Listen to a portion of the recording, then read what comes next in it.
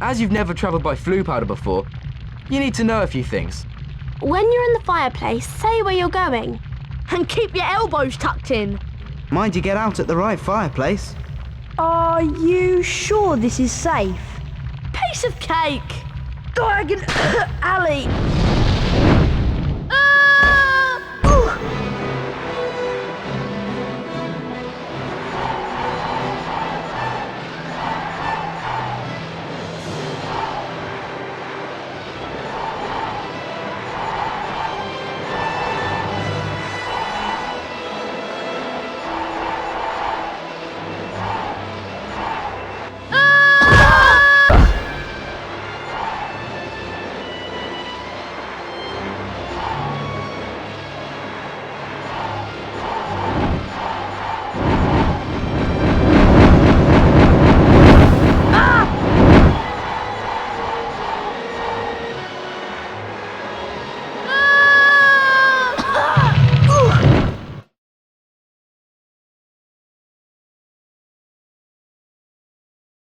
Harry had no idea where he was. All he could tell was that he wasn't in Diagon Alley. Evil-looking masks stared down from the wall, and rusty spiked instruments hung from the ceiling. The sooner I get out of here, the better. Harry heard a noise from the door nearby, and two blurry shapes appeared on the other side of the glass. Harry looked quickly around and spotted a large black cabinet. He shot inside it and pulled the doors closed, leaving a small crack to peer through.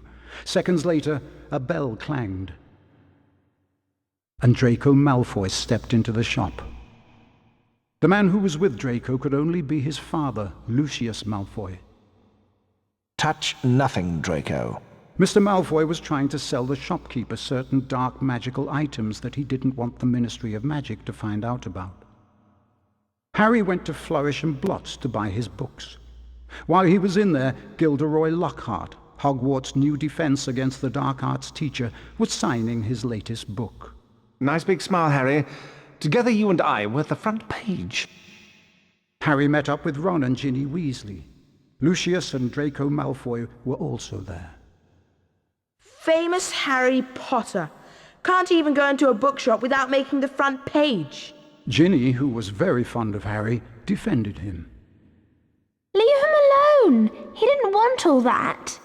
Lucius Malfoy insulted the scruffy state of the second-hand books Ginny had bought. I suppose those books are the best your father can give you. Lucius plucked a copy of A Beginner's Guide to Transformation from Ginny's cauldron, examined it briefly, and then replaced it. No one at that time realized how much of an effect this gesture from Lucius Malfoy would have on their lives, and they all left the shop none the wiser. They found the car in Charing Cross Road, and after making it invisible, flew it into the sky over London. They saw the Hogwarts Express far below, and followed it for some time.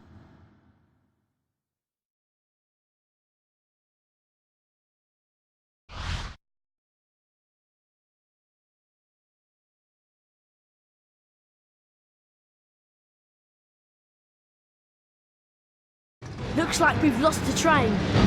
Let's check out that tunnel. Looks like we found the train, Ron.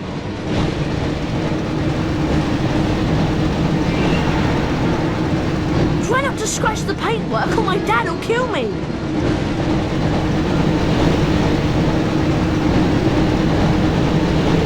Pick up the speed bridge to stay ahead of the train. And watch out for any obstacles.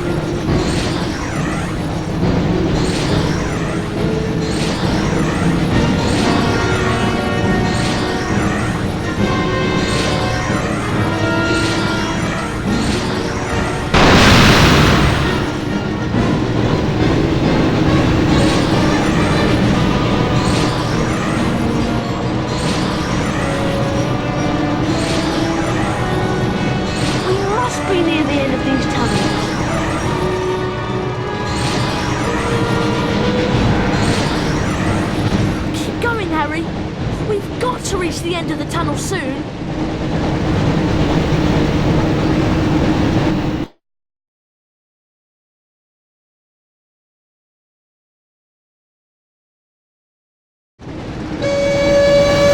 Almost there, Harry. Collect the pickups to repair some of the damage the car has taken.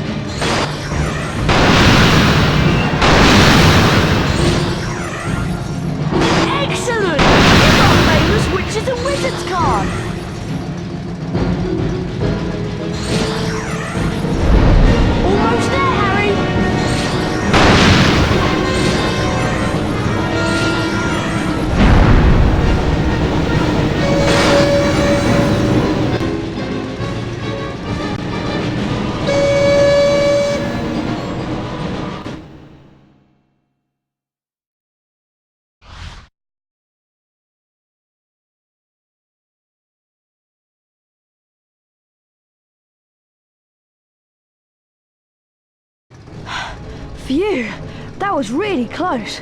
I didn't think we'd make it out of the tunnel. Excellent, Harry. There's Hogwarts.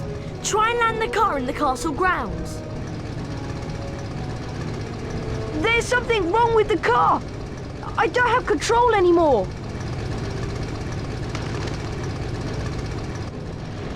Mind that tree!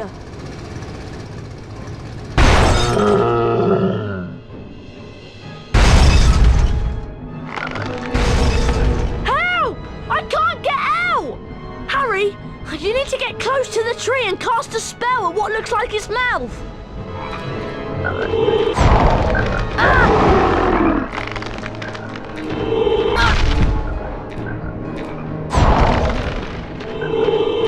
Flipendo! Flipendo!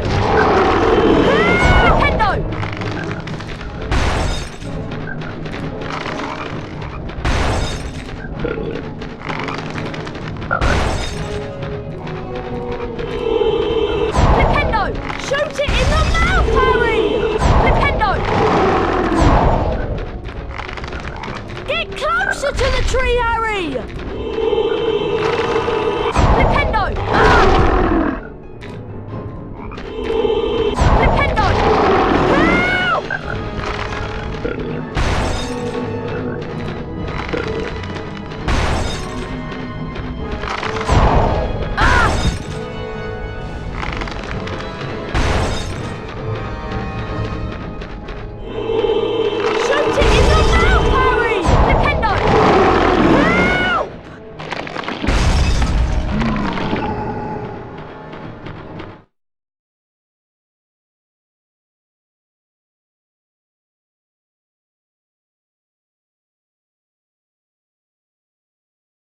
By the time Harry and Ron had escaped from the Whomping Willow, the sorting ceremony had already begun.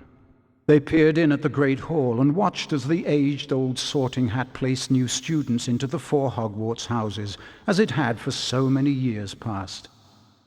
Harry remembered putting the sorting hat on a year ago, and for a few horrible seconds he had feared the hat was going to put him into Slytherin, along with Draco Malfoy.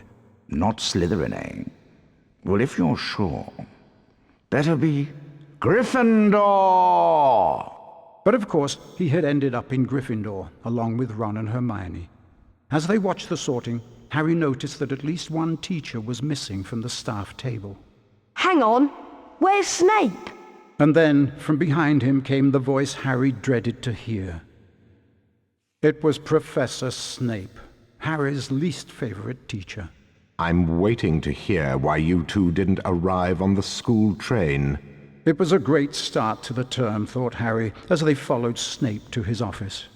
Once there, Snape nastily admonished them about flying the car to Hogwarts. You will go immediately to your common room, and I will think about how to punish you.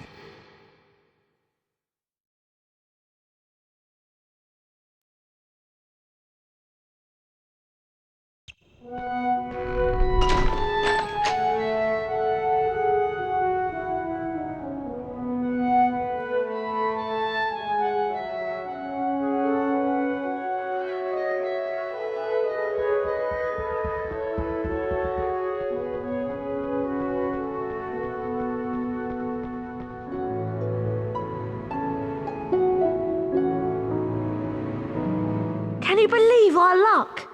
Fred and George must have flown that car 5 or 6 times, and they never had an accident. I really thought we'd get expelled for sure. Come on, Ron. Let's go to the Gryffindor common room. Do you think you can remember the way? No problem. Follow me.